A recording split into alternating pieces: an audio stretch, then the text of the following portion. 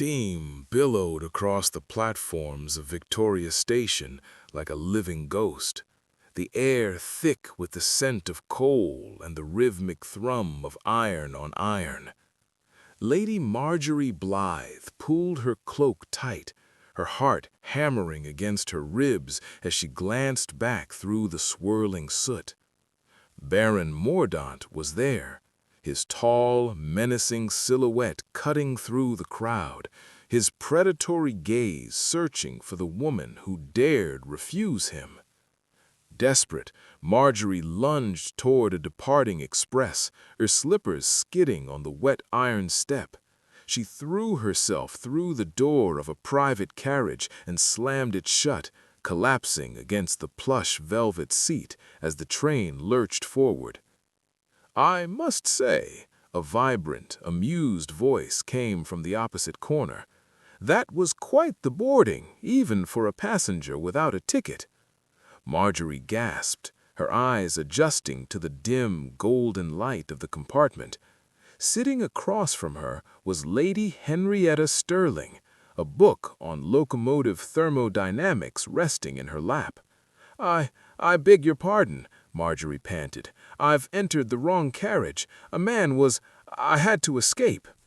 Henrietta peered through the fog-streaked window at the receding figure of the Baron on the platform. "Ah, Mordaunt, a man who thinks women are merely property to be acquired." She turned back to Marjorie, her eyes sparking with a sudden predatory brilliance. "You found sanctuary in the Duke of Ellington's private coach, and I think, Lady Marjorie, that you are exactly the miracle I need to save my brother from his own suffocating sense of duty." Marjorie's breath came in shallow gasps as the train picked up speed. Henrietta studied her with unnerving intensity. "You know my name," Marjorie whispered. "Everyone knows the Blythe family. Your father's estate borders ours." Henrietta leaned forward. "But what they don't know is that you've been attending engineering lectures at the Royal Society under a pseudonym. I saw you there last month sketching compression ratios while Professor Whitmore droned on. You were the only woman who understood his methodology was off by 30%. Despite her fear, Marjorie felt pride flicker. His methodology ignored thermal expansion. Exactly. That's why you're perfect for my brother. Henrietta set her book aside. Ephraim, the Duke of Ellington, is revolutionizing Britain's railway system. He's brilliant, lonely, and has given up on finding someone who sees him as more than a title. Every woman either wants his fortune or swoons at the mention of coal furnaces. Lady Henrietta, I appreciate sanctuary, but Mordaunt wants to own you, to silence everything brilliant about you. My brother would debate thermodynamics with you over breakfast." Henrietta's voice softened. "In 3 days, Ephraim inaugurates the Northern Express line. I'll arrange for you to be there. Ask him one intelligent question about the bridge design, and nature will take its course." Marjorie hesitated. "And if it doesn't?" "Then you'll have escaped Mordaunt for a few days, and I'll help you find another solution. But I think you're the woman who can finally reach my brother's heart." The Ellington Railway headquarters stood like a fortress of steel and glass. Marjorie followed Henrietta through corridors lined with technical drawings, her heart pounding. "Remember," Henrietta whispered, "you're delivering documents regarding right-of-way through Blythe lands, completely plausible." A commanding voice echoed from within the office. "I don't care if Lord Pemberton finds it inconvenient. The gradient calculations don't lie. Tell him to move his hunting lodge or find another engineer." Ephraim, Duke of Ellington, stood before a massive table of blueprints, shirt sleeves rolled up, coal dust smudged across one cheekbone. Tall, broad-shouldered, with gray eyes that held focused intensity. Those eyes fixed on his sister with weary exasperation. "Henrietta, I'm working." "You're always working. Lady Marjorie Blythe has documents regarding the northern right-of-way. If you can't stand people who treat others as property to be acquired, hit that subscribe button and let me know in the comments. Type, "Nobody deserves that," because what happened next changed everything. Ephraim's gaze shifted to Marjorie. For a moment, something flickered in his expression. Recognition. Then his professional mask returned. "Lady Blythe, please set the documents here." Marjorie moved forward, and her eyes caught the blueprint, a suspension bridge design unlike anything she'd seen. "Forgive me," she heard herself say, "but these stress calculations for the central span, they're using the Rankine method, aren't they?" Silence. Ephraim's head snapped up, eyes suddenly sharp. You're familiar with Rankine's structural theory? Only academically. Your application is extraordinary, distributing load across multiple cables rather than the traditional twin cable design. It must have required months of mathematical modeling. 8 months. Every engineer in London told me I was mad. He moved closer, studying her. "You understand what you're looking at. I understand you've created a self-compensating system. Each cable bears a fraction of the load, working in concert. It's brilliant, though—" She stopped. "Though what?" His voice had changed, become hungry. "The central towers, you've made them from iron, but at this height, they'll contract in winter cold by nearly 4 inches. Your cables won't have enough slack. You'll need expansion joints here, here, and here." She pointed to 3 locations. Ephraim stared at her sketch. "Davis, get me thermal expansion charts. Find Patterson. His stress analysis was incomplete after all." He looked back at Marjorie, wonder in his eyes. "How?" "I read, perhaps more than is considered proper." "Lady Blythe, would you review these plans? I'll pay you as any consultant." "Ephraim," Henrietta laughed, "you can't hire a lady as an engineering consultant." "Then society is populated by fools." He hadn't taken his eyes off Marjorie. "The Northern Express inaugural journey is 3 days. I'd be honored if you'd attend as my guest. I suspect I'll need Lady Blythe's eye on other aspects of the line." That evening, Marjorie paced Henrietta's drawing room while her hostess watched with satisfaction. "That went better than hoped," Henrietta said. "I've never seen Ephraim look at anyone the way he looked at you. He looked at me like a problem to be solved. No, like you were the solution he didn't know he needed."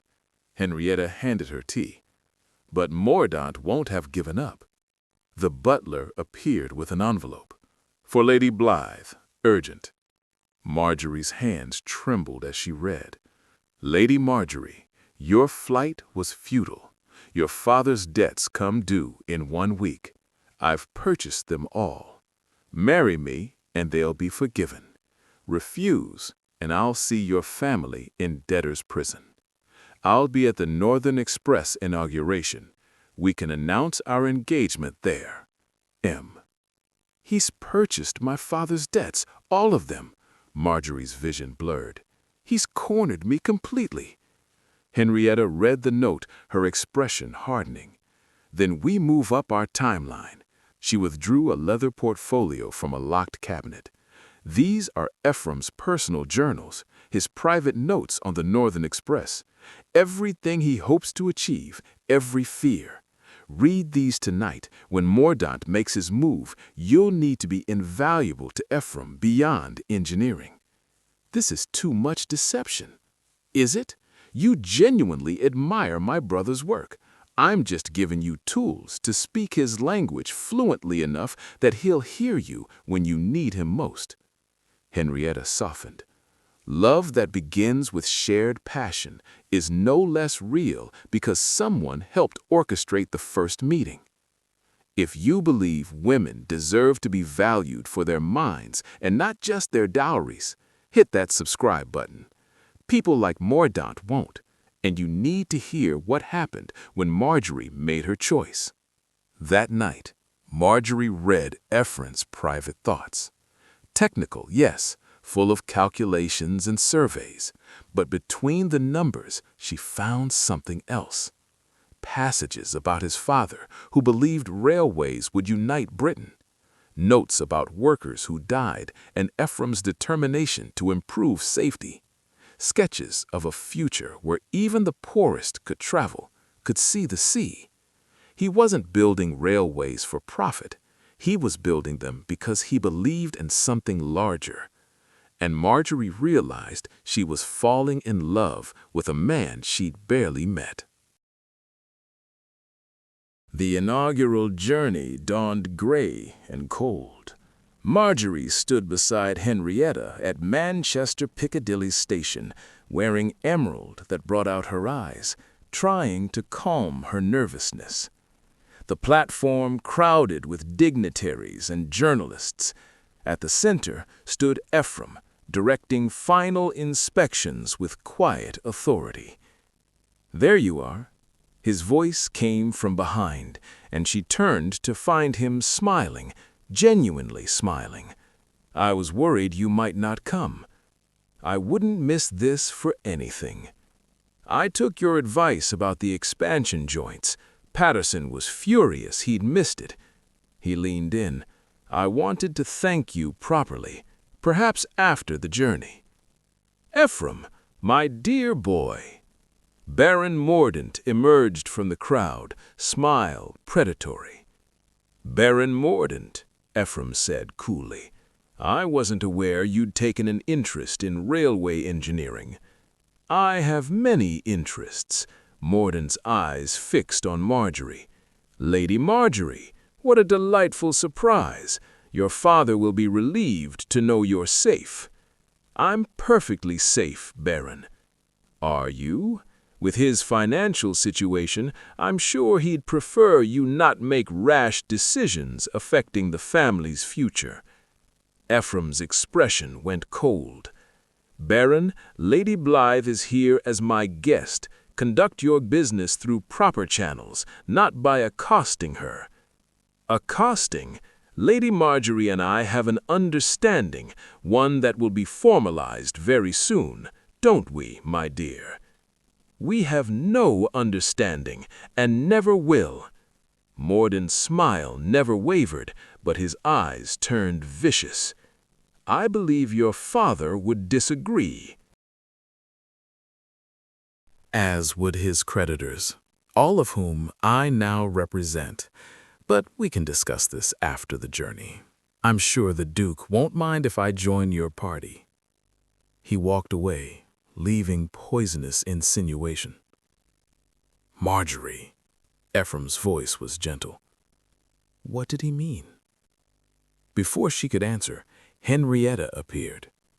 "Ephraim, we need to board." "Hang the schedule." Ephraim took Marjorie's hand carefully. "Tell me what's happening." So she did.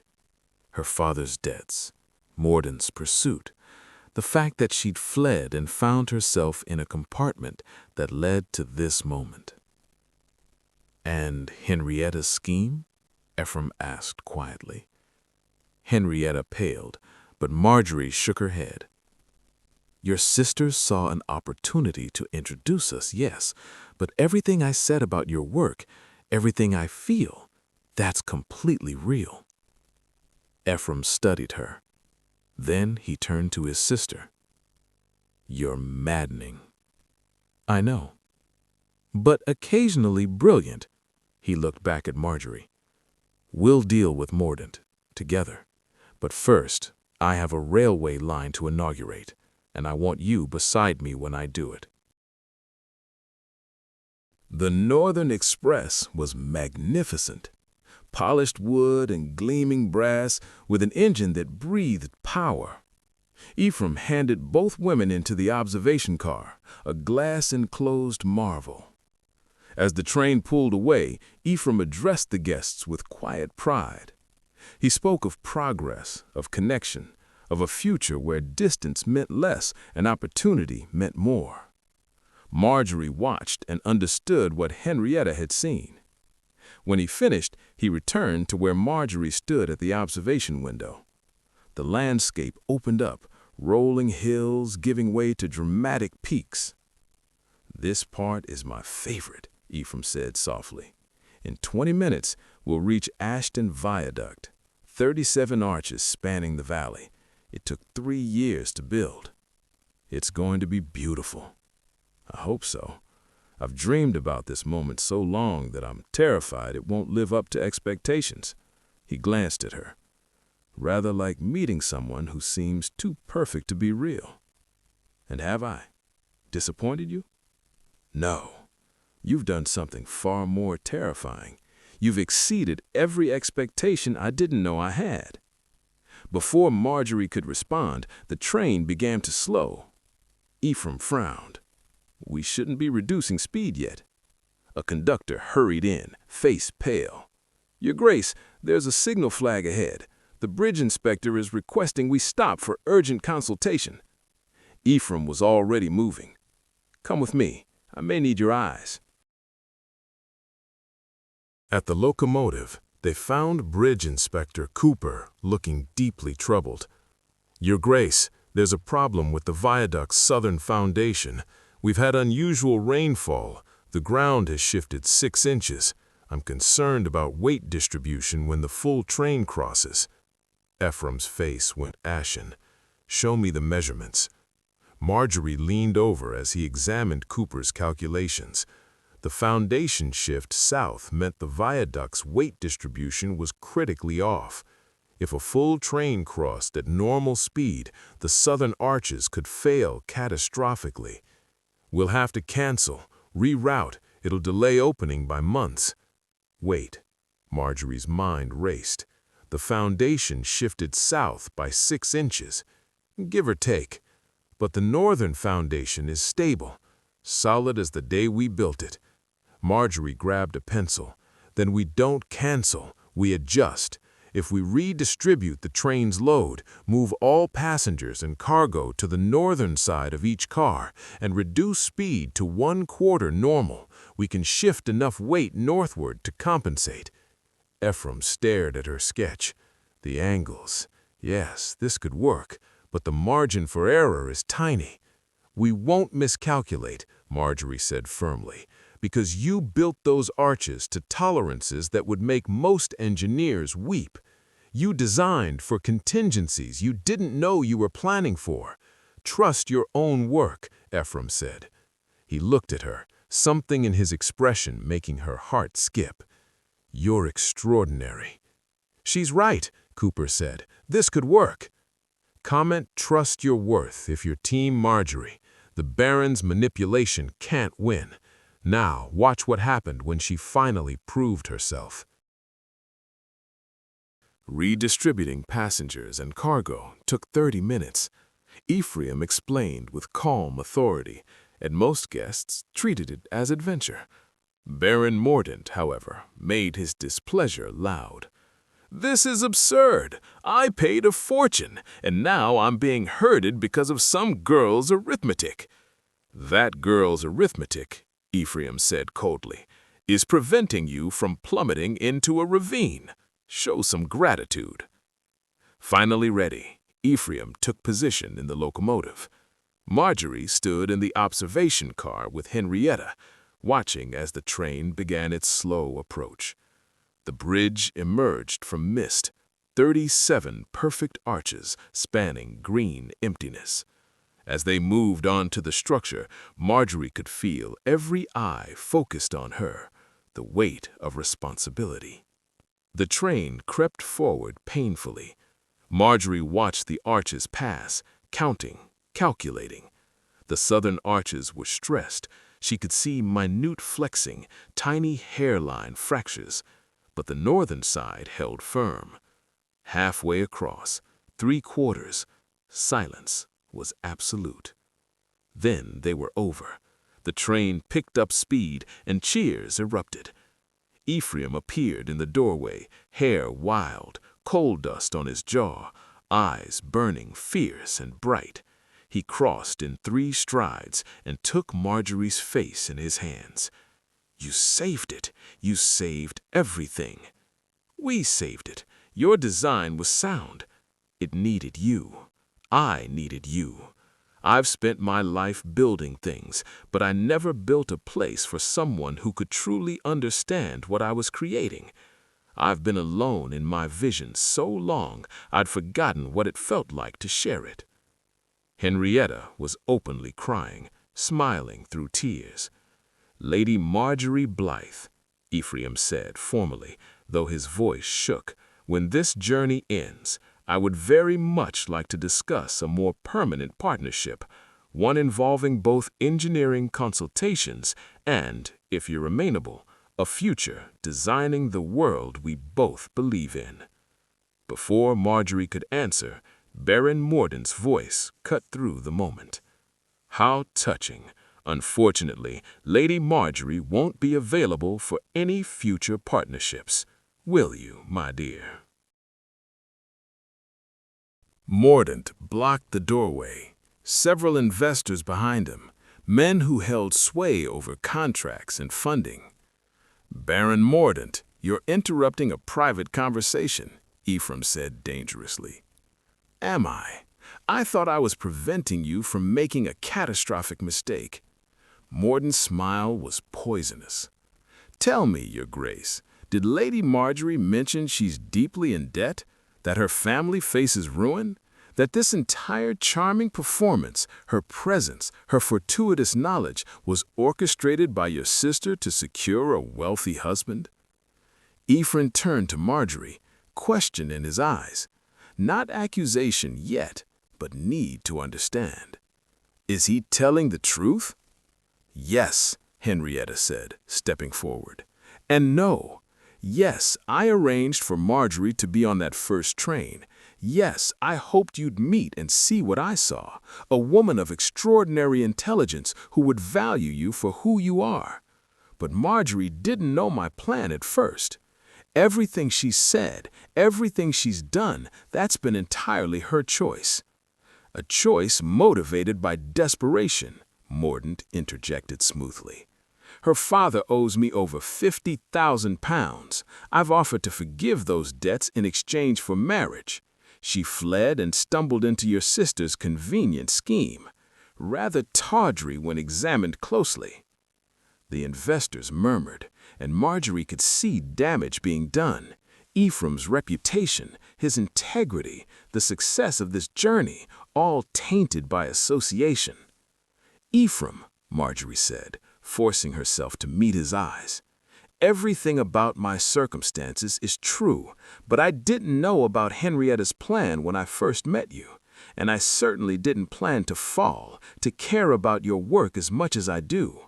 What I said about your vision, I meant every word." "How convenient," Mordaunt purred, "that your genuine admiration aligns perfectly with your financial needs."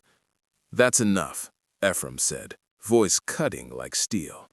But when he looked at Marjorie, his expression was unreadable. "Baron, gentlemen, leave this car. Now." When they were alone, Ephraim stood at the window, back to them. "Did you know," he asked Henrietta, "that she was in debt to Mordaunt?" "Not when I first invited her. I learned later. But by then I'd seen how you looked at each other, how you talked about stress calculations like others discuss poetry, and I thought it didn't matter."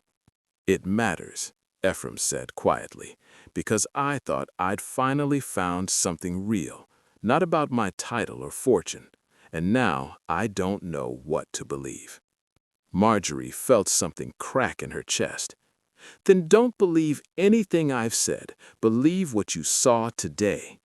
I solved that crisis because I understand your work, because I've spent years studying the same principles that drive you. I didn't do it to trap you. I did it because your vision deserves to succeed, because those passengers deserved safety, because—" her voice broke. "Because watching you build a better world is the most beautiful thing I've ever seen, and I couldn't bear to see it fail." Ephraim turned, pain in his eyes. "I need time to think, to understand what's real and what's strategy." He looked at his sister. "Henrietta, I love you, but you've complicated something that should have been simple." "Nothing about love is simple," Henrietta said softly, "especially for people who think too much and feel too deeply. But you two are perfect for each other, whether you met by chance or design." The train slowed, approaching the Ellington estate. "When we arrive, I'll speak with your father about his debts, regardless of what happens between us. I won't see your family ruined. Consider it payment for consulting services. Your work today saved this venture." He paused. "As for the rest, I need time." The Ellington estate was magnificent, but Marjorie felt like a ghost at the celebration. Everyone whispered behind raised fans. Ephraim had been polite but distant, managing investors and dignitaries. Mordaunt spread poison with expert precision.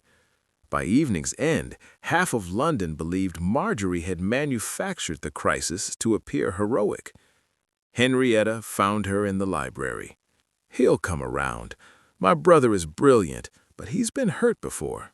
He shouldn't have to process whether someone is genuine. I've ruined that for him. The world ruined that. You're just the unfortunate recipient of his defense mechanisms. But I saw how he looked at you on that bridge. That was wonder." A knock interrupted. Davies appeared. "Lady Marjorie, His Grace requests your presence in the East Study, alone." Marjorie's heart hammered. The East Study was Ephraim's private sanctum, where he went to think. Ephraim stood before windows overlooking the gardens, jacket discarded, sleeves rolled. "Thank you for coming." He turned, vulnerability in his expression. "I've spent the evening reviewing everything, what I know, what I don't know, what I'm afraid to assume." He moved closer. "I've built a life around certainty, calculations that don't lie, materials that behave predictably. People are messier, but maybe that's the point. Ephraim, let me finish. When you pointed out that flaw in my bridge design, I felt something I haven't felt in years. Not threatened, not diminished, excited, like I'd finally found someone who could stand beside me in the work I love most." He took her hands. "And today, when you solved that crisis, I realized something. It doesn't matter how we met. What matters is who you are when it counts." But Henrietta's scheme was misguided and interfering, and exactly what I needed, apparently. He smiled slightly. "My sister knows me better than I know myself sometimes. She saw what I was too stubborn to admit, that I was lonely, that I had given up on finding someone who understood me." His grip tightened. "Marjorie, I don't care about your father's debts. I don't care that Henrietta arranged our meeting. I care that when faced with a crisis, your first instinct was to solve it, not exploit it.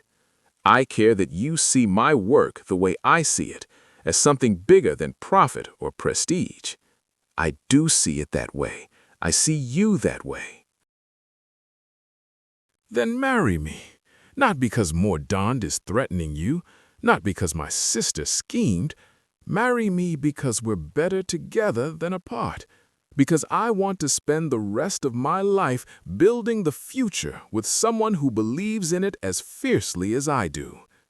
Tears streamed down Marjorie's face. "Yes, yes, absolutely yes." Ephraim pulled her close, and when he kissed her, it felt like coming home to a place she'd been searching for her entire life. The library door burst open. Henrietta stood there, beaming. "I knew it! I absolutely knew it!" "You're insufferable," Ephraim said, but he was smiling. "I'm brilliant, there's a difference." Henrietta rushed forward, embracing them both. "Now, about Mordaunt.